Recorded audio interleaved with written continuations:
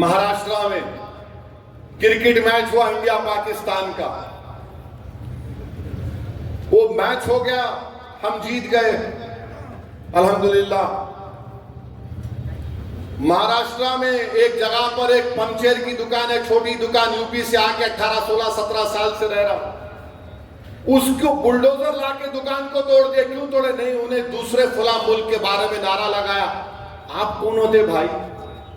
Supreme court ने क्या कहा था कि किसी का घर नहीं तोड़ा जा सकता जब तक ड्यू प्रोसेस इस्तेमाल नहीं होगा। तुमने ड्यू प्रोसेस इस्तेमाल किया,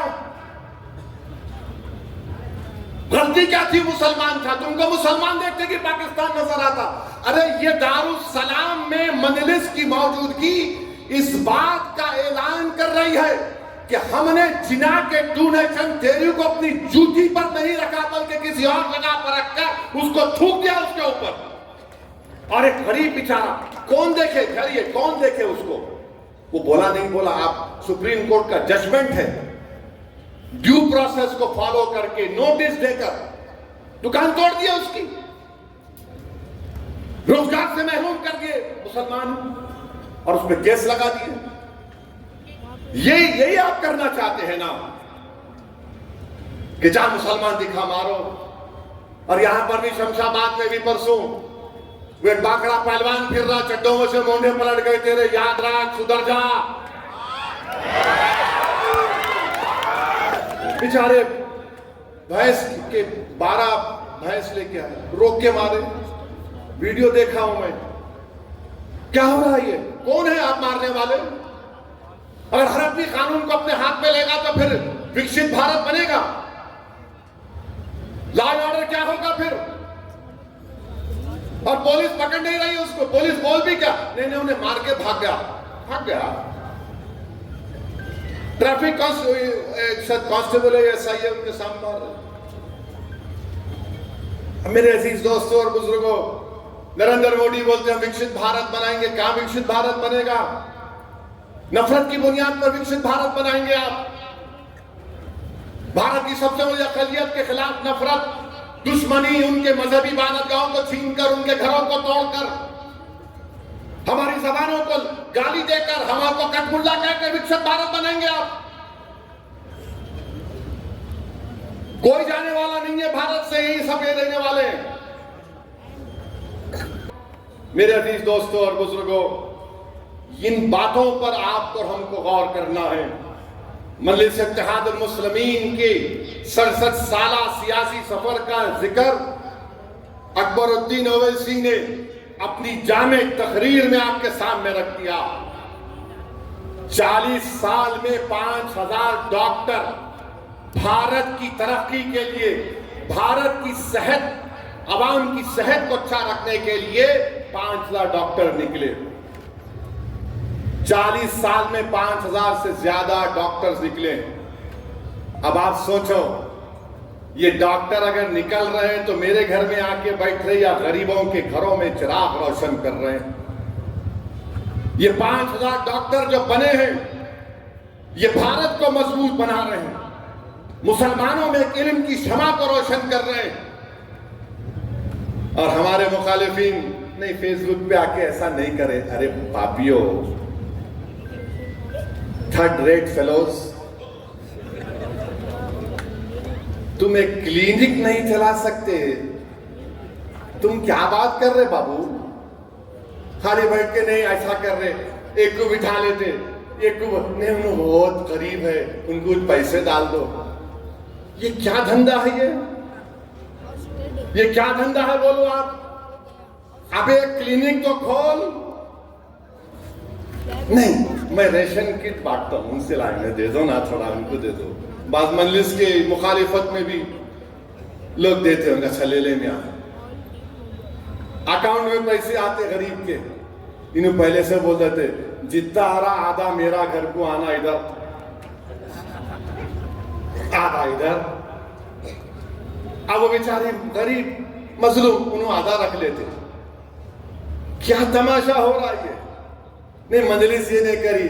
अरे भाई साहब, ये सब इदारे जो कायम हैं, ओवैसी हॉस्पिटल है, तालीमी इदारे हैं, एसएससी के गवर्नमेंट उर्दू मीडियम मदारिस में किट दिया जा रहा है,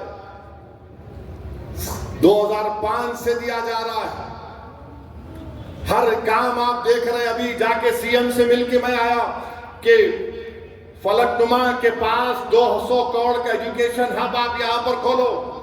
चीफ मिनिस्टर से बहस करके मैं आया, वो दूसरी जगह लेके जा रहे थे। मतलब हैदराबाद डिस्ट्रिक्ट में अगर कहीं पर 13 एकड़ जमीन है, यहां पर है 200 करोड़ का खर्च यहां पे करो आप।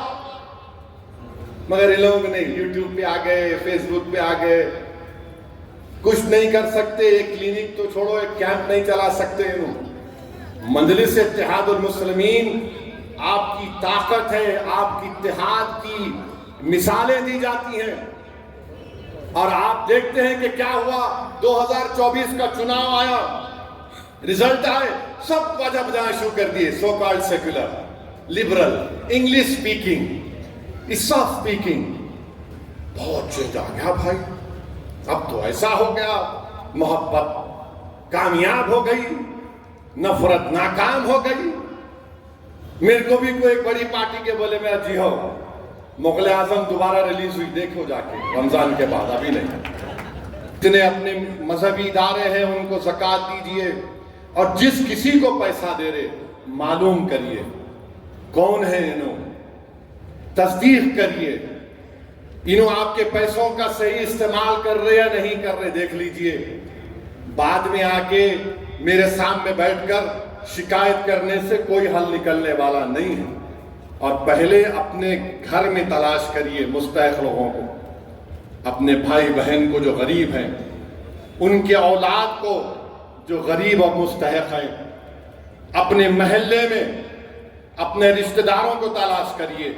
इसके बाद आप दूसरों की तरफ जाइए। आपके ही खानदान में से कई लोग हैं जो इज्जत को अपनी बचाने के लिए आपके सामने आकर हाथ नहीं फैलाते।